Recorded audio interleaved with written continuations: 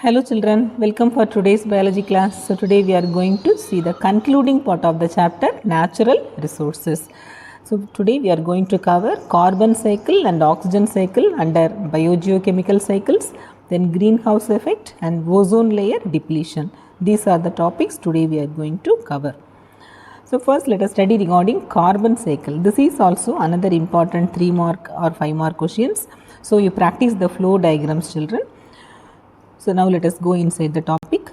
Carbon is the form of carbon dioxide. In this form it is used by the plants to prepare glucose. How do they prepare glucose? By the process of photosynthesis. The glucose is used to provide energy in the plants and later it is converted into their own organic compounds. When animals they eat plants, it enters into the body of the animals. Okay.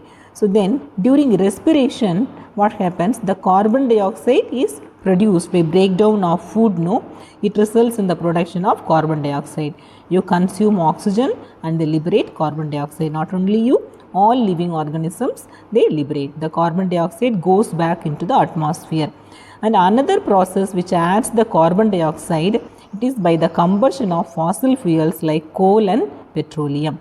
Okay, the organic compounds in plants and animals, it has been converted into carbonates, limestone, coal, petroleum, okay, or exoskeletons, that is shells in the case of mollusks, and these are the various organic compounds seen in plants and animals. And later, so the carbon is the essential component of biomolecules like carbohydrates, fats, proteins, vitamins, nucleic acid. So all know the carbon is the major essential component. So now let us study regarding the carbon cycle flow diagram. Carbon dioxide in the atmosphere is converted into organic compounds in plants by photosynthesis. It is used by the animals and converted into organic compounds in animals.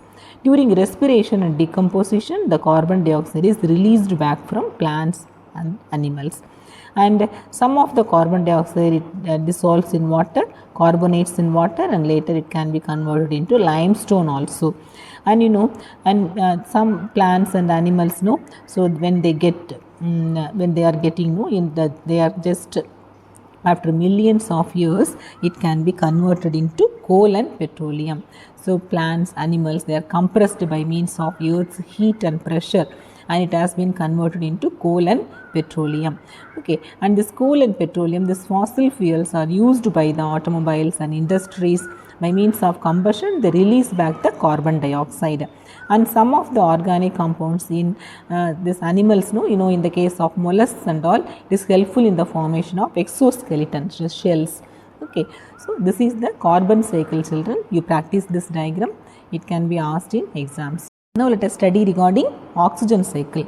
Oxygen in the atmosphere is used for respiration of plants, animals, all living organisms, and during combustion also they need oxygen. Oxygen is sent back into the atmosphere during photosynthesis. During photosynthesis, carbon dioxide is taken and oxygen is liberated. Oxygen is the essential biological molecules like this carbohydrate, fats, proteins, all they contain oxygen.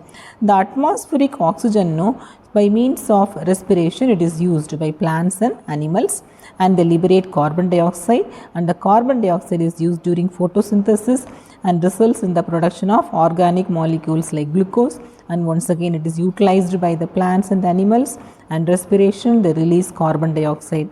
Like that it is under complete cycle. This photosynthesis and respiration, they maintain the oxygen in the atmosphere. Now let us study regarding greenhouse effect. The gases like carbon dioxide, methane, chlorofluorocarbon, that is CFC, what do? They traps the heat radiated by the earth and prevents the escape of heat from the earth. And because of this what happens? So when The particular amount, the needed amount, it is present, the particular percentage, no problem. It will warms up the earth. It is important for the maintenance of living organisms, but it gets increased. How does it get increased? By means of various human activities. The industries and all, what do? They liberate lot of carbon dioxide. And excessive use of automobiles also, they liberate the carbon dioxide. Because of that, the atmospheric carbon dioxide gets increased. So when it increases, the temperature of the atmosphere also gets increased. This is called greenhouse effect. The greenhouse effect can cause melting up of polar ice, and it can increase the sea levels and flooding of coastal areas, and it can result in the submerging of islands also. Okay, so that's why we have to control the use of mainly the sustainable development. It is much needed. So we have to use the fossil fuels, but according to our need only. So by reducing the use of that, then the liberation of carbon dioxide in the atmosphere by means of industries and automobiles can be reduced. Even for short distance, you can go for a walk, you can use cycle, like that. No simple measures we can follow to reduce the greenhouse effect. Next one, let us study regarding this ozone layer depletion. The ozone molecule, it contains 3 atoms of oxygen. So it is present in the upper layers of atmosphere. It is a very poisonous gas, but anyhow it protects the earth from harmful ultraviolet radiations from the sun. It is very harmful, this ultraviolet radiations, when it enters. So it can cause damage to living organisms by causing skin cancer and even cataract. It is also produced by means of this only, and the photosynthesis ability of the plants can be reduced. So that's why we have to protect the ozone layer. This ozone layer is being damaged by excessive use of chlorofluorocarbons. So to prevent the damage of ozone layer, we have to reduce the use of chlorofluorocarbons and all CFCs use. It has to be reduced. See here, it is ozone layer present. So actually it reduces you see the ozone layer present mainly the UV radiation entry, it can be reduced. So this is shown in this diagram. Okay, so now you must have understood whatever in nature, it has to be conserved. We should not alter the nature. Mainly the human activities, it is altering the nature. So we studied regarding different pollution effects. That is, we studied regarding acid rain, greenhouse effect, and apart from that ozone layer depletion and all.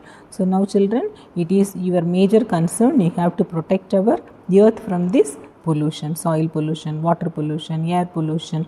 So from that we have to protect our earth. Okay, hope you must have understood. We will meet in the next class. So some assignments are given for you. Assignment 1, some questions are given for you, and assignment 2, some questions are there. We can solve these questions by giving answers.